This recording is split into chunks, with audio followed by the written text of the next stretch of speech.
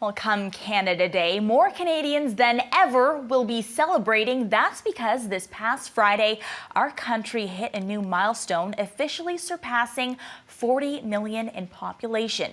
To chat about what this will mean for Canada's future, Professor Maddie Simiatycki with the University of Toronto joins us today. Welcome to Global News, Professor. Hi, it's nice to be with you. According to Stats Canada, last year alone, over 1 million people were added to the country's population. That's a new all-time high in a single year. Talk to us about the trend in Canada's population growth in recent years. Yeah, this is a big milestone for Canada. We've really grown significantly. When I was born in 1979, the country was 24 million, and we're now up to 40 million, a growth of 65%. We have become a big country and a different country.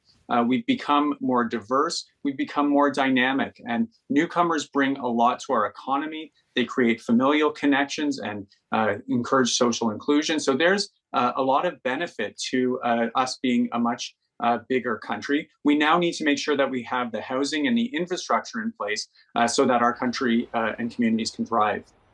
Yeah, let's talk more about that. You say there are a lot of benefits. Can you describe some of those benefits to hitting this big milestone, but also where our country might now run into complications?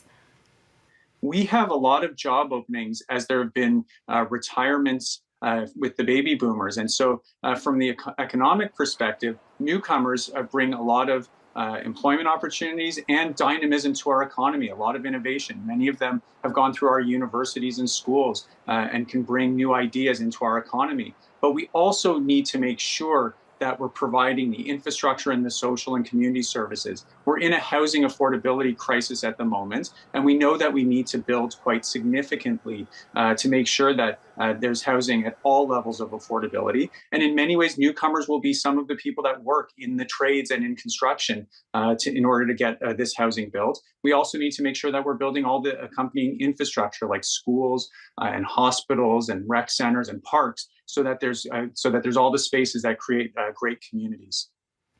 We haven't seen a growth spurt this big since the 1950s, but what might 2050 look like? 20 years from now, Professor, what could Canada look like?